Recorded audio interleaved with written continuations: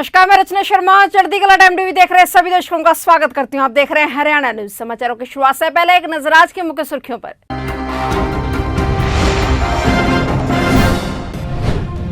CM Khattar ने विशाल की रिहाई के लिए विदेश मंत्रालय को लिखा पत्र। न्याय दिलाने के लिए हस्तक्षेप करने की सीएम ने की मांग।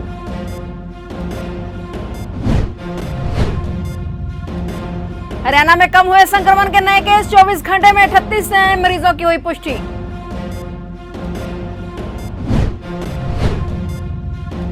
सिंगू बॉर्डर पर चल रहे आंदोलन में करंट लगने से किसान की मौत, 1 महीने से था धरने में शामिल।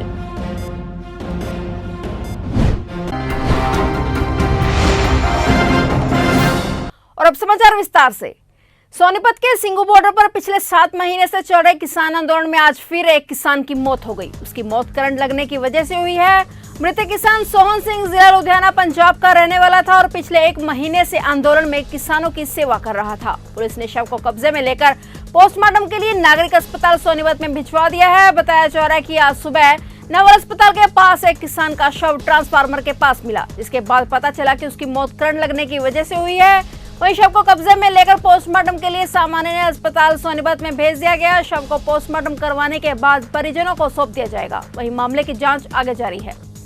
हरियाणा के मुख्यमंत्री मनोहर लाल खट्टर ने विदेश एवं संस्कृति राज्य मंत्री मीनाक्षी लेखी को कुरुक्षेत्र के युवक विशाल जूड़ की रिहाई के लिए पत्र लिखा है। उन्होंने पत्र में हरियाणा के बेटे को ऑस्ट्रेलिया में न्याय दिलाने के लिए हस्तक्षेप करने की मांग की है। विशाल सिडनी में हमले में शामिल होने के आरोप में अप्रैल 2021 से ऑस्ट्रेलिया की जेल में बंद है। मुख्यमंत्री ने लेखी से उच्च प्राथमिकता के साथ इस मामले में हस्तक्षेप करने का आग्रह किया है। उन्होंने पत्र में लिखा है कि विशाल के परिवार सहित विभिन्न हलकों से आवेदन प्राप्त हुए हैं। उनमें बताया गया है कि विशाल का एक समूह के साथ ऑस्ट्रेलिया में झगड़ा हो गया था। समूह भारत विरोधी नारे लगा रहा था। समूह के सदस्य भारतीय राष्ट्रीय ध्वज का अपमान भी कर रहे थे और समूह ने ही विशाल को झूठे आरोप में फंसाया है।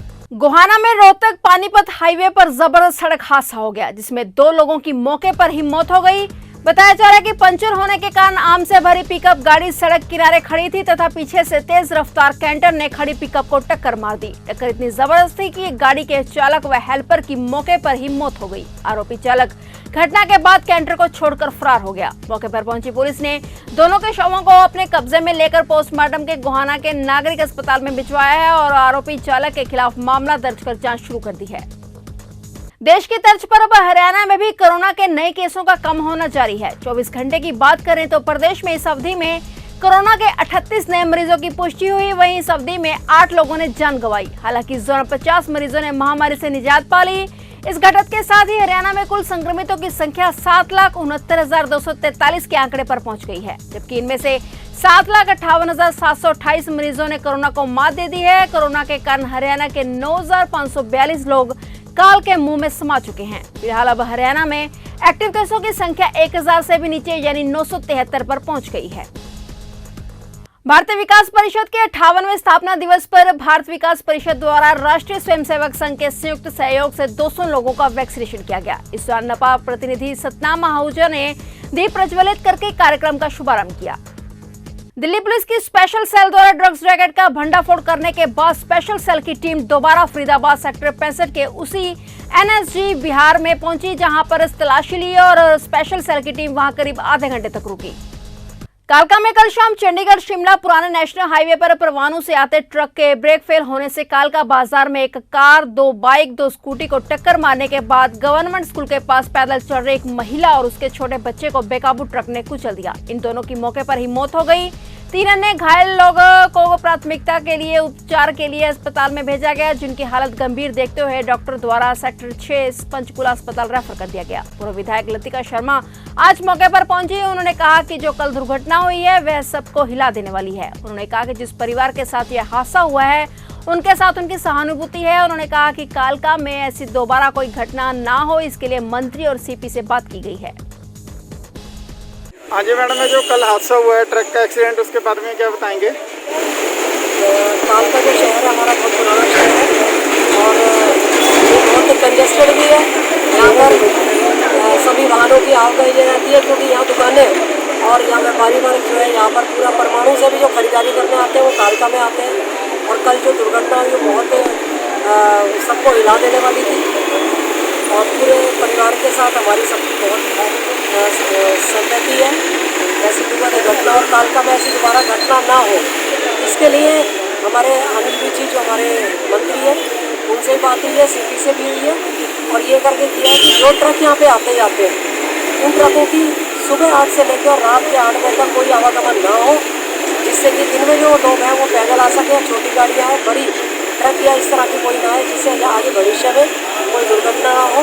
तो यही हम कामना करते हुए कल जो प्रशासन के साथ इस तरह की बात। निगम अधिकारियों ने गर्मी शुरू होते ही ये दावे किए थे कि इस बार गर्मी में पेयजल की किल्लत नहीं रहेगी, लेकिन पूरे फरीदाबाद में पीने के पानी की दिक्कत जगह जगह देखने को मिल रही है। बल्लभगढ़ विधानसभा के सेक्टर 22 और 23 के लोगों ने कई दिनों से पानी न आने के विरोध में सोना रोड स्थित जलघर में जाकर प्रदर्शन किया और खूब हंगामा भी किया। मौके पर स्थानीय पार्षद जयवीर खटाना और पुलिस बल भी पहुंच गया। जैसे लोगों को पानी की किल्लत दूर करने का आश्वासन दिए जाने पर लोग शांत हुए और अपने घरों को लौट गए।